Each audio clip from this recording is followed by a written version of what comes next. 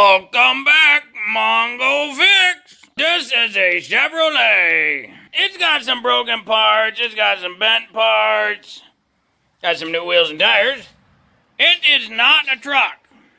You see, it's missing some truck parts. This is just the chassis for a truck. By the way, if you got a chassis for a truck, the best way to steer it is with 2 pairs of vice grips. You gotta ride on it, you gotta be safe. This is a C20, so it's a 2-wheel drive.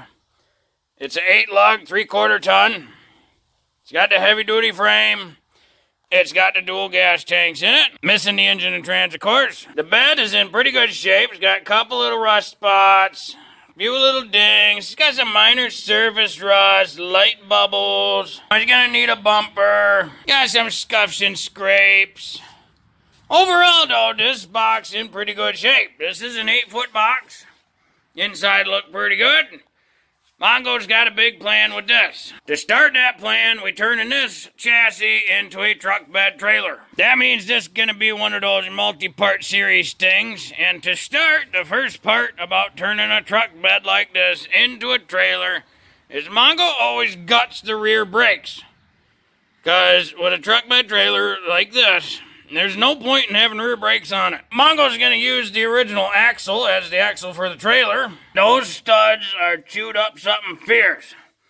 Bunch of them have been chewed up and destroyed, cross-threaded, rusted out. Others are just super rusty threads. Mongo could only use those 2 studs to get lug nuts actually on it. The others were so bad. So we're going to replace all the studs too. The frame got a lot of surface rust on it, but no crazy scale buildup. Leaf springs, they might need to be replaced. For some reason, they left part of one of the straps on. The nice thing about a truck bed trailer is your axles will get used, so the bearings will stay nice.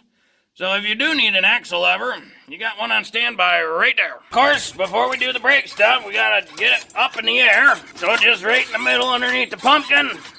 And get her jacked up in the air so we can get the wheels and tires off. Get the 22mm socket on the pink Ugga Dugga. Get those 2 lug nuts off. And we get our wheel out of here. This is a full floating rear axle. So it's a GM14 bolt. This brake specifically sticks real bad, which is part of why when you turn these into a truck bed trailer, you got the brakes out. These brakes, you can't just pull the drum off. This is the hub face. This is the drum. The hub is bolted onto the axle with this axle flange. So to get the drum off, we gotta get the hub off. To get the hub off, we gotta get this axle out. Most all of these GM axles have bearings on the outside that are oil bathed. That means there's oil in the axle up to just about this little bottom section here. As it rotates, these bearings are bathed in oil. So a lot of times when you pop this off, you're gonna get some oil drip. So we'll throw a pan under here and start popping these out. We got a 19mm on here. Little bucket's ready.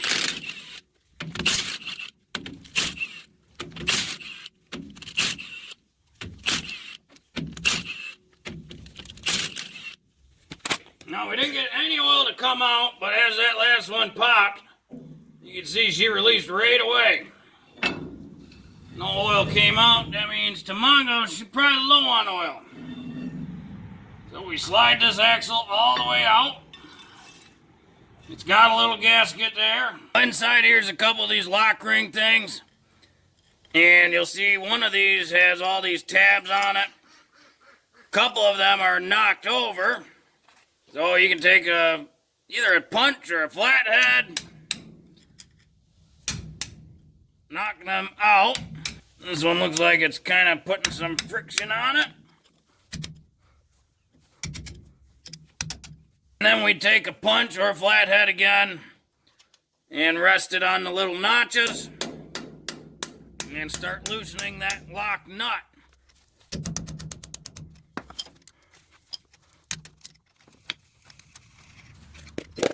Then we can get the little lock part out.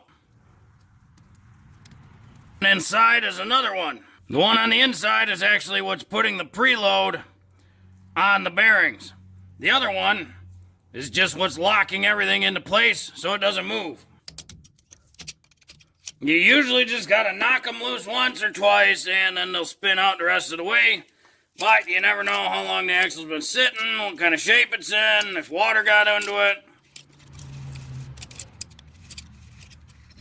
Now we have just a washer right here. Behind that is one of the bearing races. It's got a keyway tab in it. Mongo needs a little 90-degree pick to get this guy out. Oh, got her. See, it's just a washer, and it's got that little key ring notch in it. Looks like the drum wiggled a little bit, but we know the brake is kind of hanging on to it. So we need Thor's baby hammer to just knock everything loose.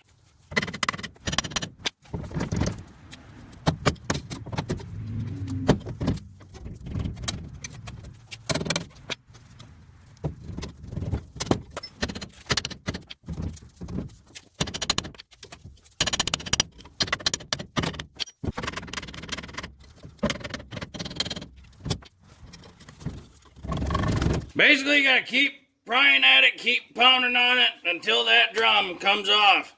There are hold downs in the back, might be able to cut them, but a lot of times it's just old rusty junk hanging on.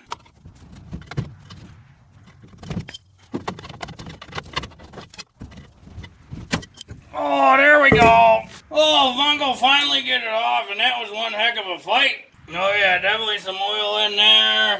So probably that axle seal got messed up. If you didn't watch, Mongo's got a real good video of replacing an axle seal on one of these types of axles. So Mongo put link in the description. That is some messed up brakes. Now we just gotta carefully get everything off. Yeah, there was definitely some grease buildup that helped seize that brake up.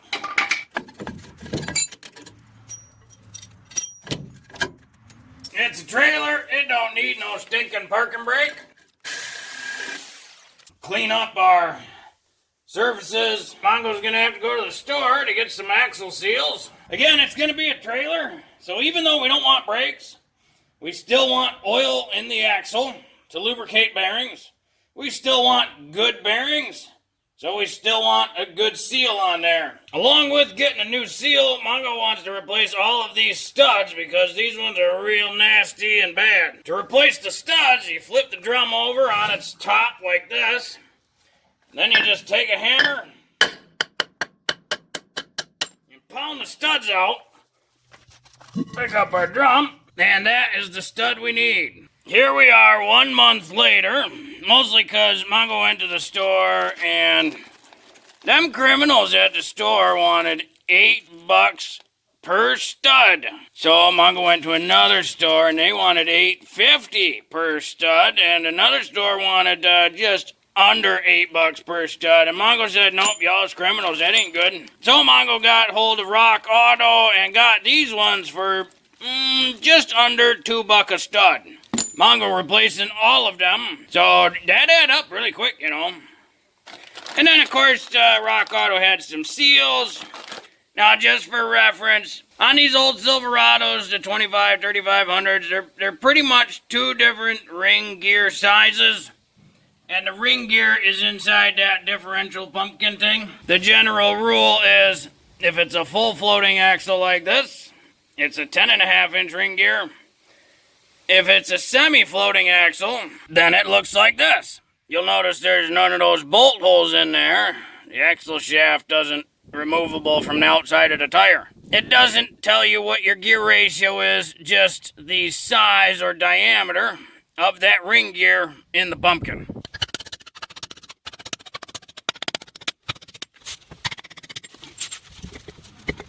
If you were going to replace your drum, that's how you pull it off of the hub.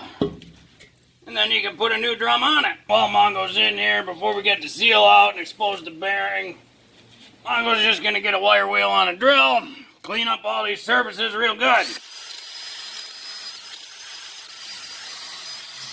Now that we got everything cleaned up real nice, spray it all off with some brake clean.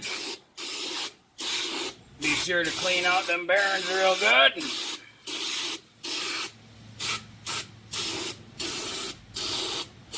Because we don't want no dust and debris down there.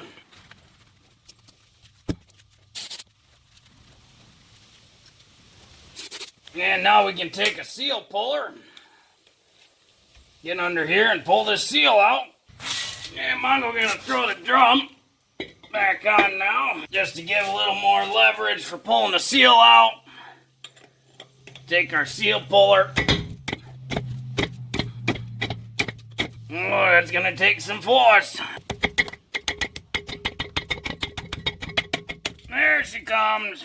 Discard that. And then we can clean this up some more. If you can, try to save these bearings. You young kids probably don't know, but these original bearings made in USA, they super good, super strong. So as long as they still in good shape, they don't have no pitting, they're perfectly good to reuse. This one is in great shape, so we just cleaning it up and we're gonna reuse it. You don't have to pack these because these will be oil bathed. This axle tube is gonna have oil in it, especially as it drives. When the pumpkin spins, it's gonna push a bunch of oil through the tube, bathing these bearings in oil. So you don't have to pack them with grease. Mongo got everything all cleaned up. We got our new axle seal. Always good to just line it up, compare with the old one, that kind of thing. Now you'll notice the seals are a little bit different. This is the original, obviously. The outside look the same, the insides look different, but they have the same function. All these seals, if you kind of bend the lip around, there's a spring right there. It's kind of wrapped on the inside all the way around. That spring kind of holds tension on the part it's sealing against. So for us, this would be the axle tube. The only difference is that this has this extra space of metal here, whereas this one does not. But they are the same. They're the same size, same thickness. One little thing to note on seals of all types, whether they're for axles, crankshafts, transmissions, whatever, this side with the lip and the spring always goes towards the oil. So that's like the wet side of the seal. This side would be the dry side of the seal. It protects oil from going that way. It doesn't protect oil from going that way. If you ever wonder which way the seal goes, the cup side with the spring always goes towards the oil or grease or transmission fluid. It's the wet side. So this one's going to get installed like that. And we're going to pound it in flush using a hammer. And Mongo's favorite custom tool, a chunk of wood. Mostly because wood's pretty forgiving. You don't want to just hit this with a hammer because it's really, really thin sheet metal. It'll bend super easy. So you want to push it in real flush. They do make a specific install tool for it. It's pretty much the same diameter. You hit it with a hammer until it's flush all the way down. Mongo's going to use a piece of wood just because that's how Mongo likes to do it. So we're going to try to hit this in real flush and even like.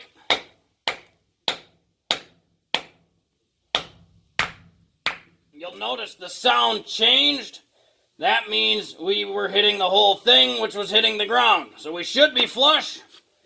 And if we look, we can feel it is flush and even all the way around.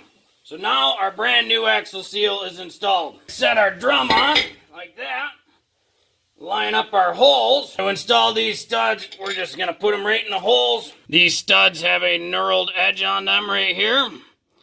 That's what retains the stud into the drum material to keep it from rotating while you tighten lug nuts. Now generally you can use the lug nut to tighten these, but these drums are really heavy, kind of cumbersome.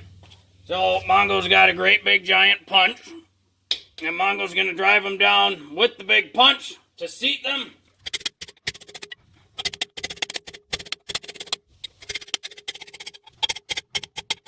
On these 14 bolts, this surface here, this is where the axle seal will ride. This surface is where the inner bearing will ride. This surface is where the outer bearing will ride. The bearings are there, the seal's in, we got the studs on, everything's ready to slide back on. Get some general grease, some gloves, dip a finger in, and Mongo greases up the surfaces where the bearings ride and the surface where the seal rides. This is primarily just to help with install. A little lubrication is a good thing. Because again, once we put it all on, these will be oil bathed. You don't need much, that's probably plenty. Mongo also takes a small bit of grease. Just a quick little wipe on the seal. Again, just for install, because we really do not want to damage that seal. Now we'll pick up our drum hub assembly, and we'll slide it on, carefully without damaging the seal. Because we just put the new seal in. There we go. Kind of brace the drum a little bit, push that bearing down, and now our drum hub is in place. Now you didn't see it, but off camera, Mongo cleaned up all the rings and whatnot, and the spindle nuts. So the order they go on is you start with the one washer. It's got a tab there. It lines up with the little keyway tab place in the housing of the axle. Take this washer, set it in, slide it on. Next is one of these nuts. There is two of them. They are identical. The only difference is which one is placed where. If it's placed first, it's called the adjusting nut. If it's placed second, it's the lock nut. But you could put them in any position. Mongo's going to use the specialty tool. It's just got a whole bunch of little tabs for that nut. For reference, that's the one Mongo uses. And we're just going to spin this in hand tight. So now what we have to do is set the bearing preload.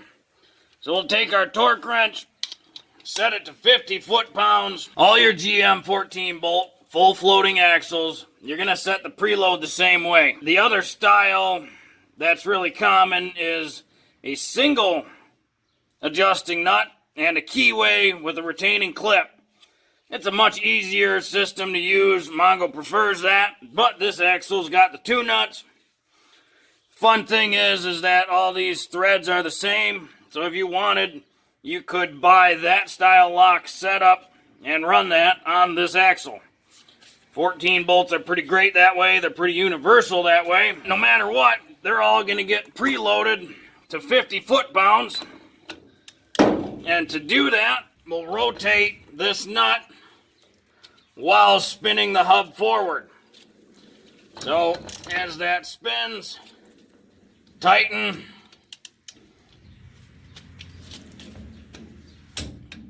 There's our 50 foot-pounds. Mongo likes that right there, just because there's no more movement till you achieve the torque. So now we've set the preload for the bearings. So the next thing we have to do is loosen this nut.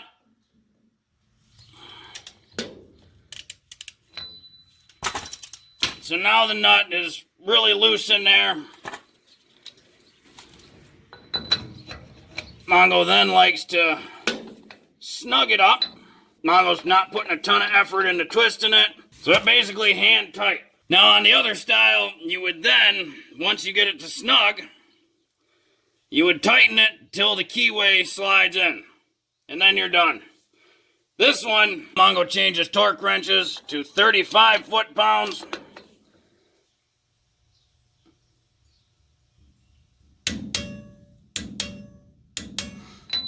Now Mongo doesn't spin it for that, because once you do the 50 foot-pound preload or seating of the bearing, Mongo doesn't like to touch it, because as soon as you touch it, it'll move and the bearing is no longer preset. So once that 50 foot-pounds is reached, Mongo doesn't touch it except for just the nut. Don't touch this because you might disturb it and then you'd have to retorque. But now that that's set to the 35, this should spin pretty nice. Doesn't spin forever. You can feel there is a little bit of resistance. Not a lot. Next, we'll take our goofy little spider looking guy. It's got a notch as well for this little key. So we'll push that into place. And then we install the other nut. And in this case, it would be considered the lock nut. We'll slide this into position. Now this lock nut will get torqued to the 50 foot-pounds. You do not have to spin the drum because whatever force you put on this lock nut should not affect the inner nut. If you did it right, it should not affect it. So we'll torque our 50 foot-pounds right there. And now one of these little tabs should line up with a notch, and it's that one right there. Little easier to see from this position. This one lines up. So Mongo uses that little flathead to bend that over. Then a little punch to bend that down into place. That keeps this outer lock nut from loosening up. And our bearing movement and resistance should not have changed at all. If it did, then you didn't have the first nut set properly. Now this bearing preload is set, and we can finish up. This axle shaft had a metal seal, maybe kind of like a spacer disc thing in it. You don't need that. Mongo always just does an RTV gasket. Mongo didn't want to open a bottle of the black, so just reusing some red here. It's not a high heat situation. It's just Mongo didn't feel like opening up a black when he's got some red right here. So we're just gonna wipe that surface, clean it real quick. You don't have to get crazy with this seal. That looked pretty good. And then just take your finger, rub it around. Nice little coating. And then we can slide our axle into the housing. Now when you get near the end, you're gonna hit the carrier right there. That's inside the axle. So you gotta kind of push down like this a little bit. Get it centered and push down. There we go. And you can see it slid a little further. See how that still spins pretty easily? A little bit more. Now there's some resistance. So now it's locked into one of the spider gears. You'll notice the holes are not quite lining up.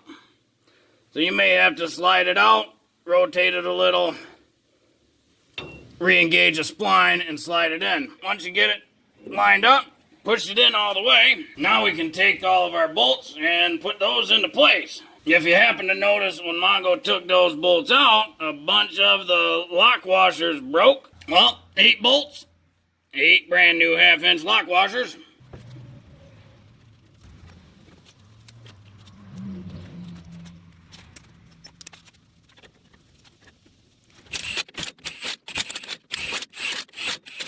That's just the low setting on the impact. With some brand new studs like that, you know Mongo's gonna put some anti-sleaze on there. The last owner didn't care if his threads on the studs got all messed up. Well, Mongo cares and he don't want it. Man, might as well do up the hub surface. Keep things nice. And we'll slide our wheel over here. Mongo just using the old lug nuts from the Suburban. They both 2500s. So that'll be the same. Mongo, no, it's old, so it's an SAE size, but got a 22 millimeter. Now that the wheel's on the ground here, these axle nuts, these get torqued to 115 foot-pounds. And then lug nuts get torqued to 118 foot-pounds. If you didn't happen to hammer your studs in all the way, then as you tighten this, the studs will pull. They'll pull out a little bit. So we're all torqued up and ready to go here. Mongo does recommend whenever you put new studs in any sort of car, get them all torqued up and then double check your torque 500 miles later. It's just a good general policy with new studs. Now there's one thing left to do, and that's down here underneath the truck. We got our differential, our pumpkin of the axle. If we swing around to the front, right here is the fill port for the oil. This just, it's full of dirt and junk, probably bugs, who knows. Since we had an axle seal leak, we lost some oil. And our bearings are oil bathed. So we need to top off fluid to make sure we got enough. Now always make sure the vehicle, or in this case the trailer, is parked on a level surface. So that way we know when we're full. There really isn't a drain port on these. To drain the fluid, you would remove this rear cover and the oil spills out the bottom. So we'll use a 3/8 ratchet. Jam it in there. Come on. There we go. Sometimes they're pretty tight. We'll take this fill plug out, and now we can add some oil. If you have a Positrack or limited slip or something like that, you'll probably have to add friction modifiers in there as well. Always use the best oil for your axle or differential.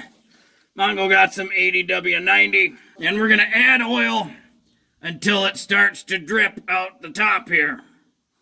Once it does that, then we know it's full. So you wanna make sure you get this far enough in to where you don't spill here. Otherwise, you might think it's dripping because it's full, but it's actually dripping because you spilled.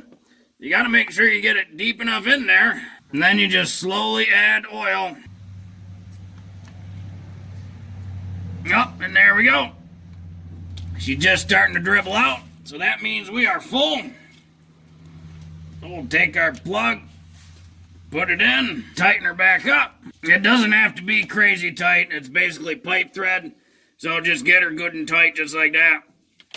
Then we'll clean this up so we know we're not dripping there. And then we'll keep an eye out on those areas over there. If they start to get wet, that tells us that the seal's leaking again. Well, hopefully this video helped you. If you got an old square body Chevy truck, Suburban, 2500, 3500, single or dually rear axle, or if you got a future truck bed trailer, and you need to do wheel bearings or axle seals or adjust bearings or drums, that whole assembly process, disassembly process, it's pretty much the same. Well, if you like this video, be sure to like this video.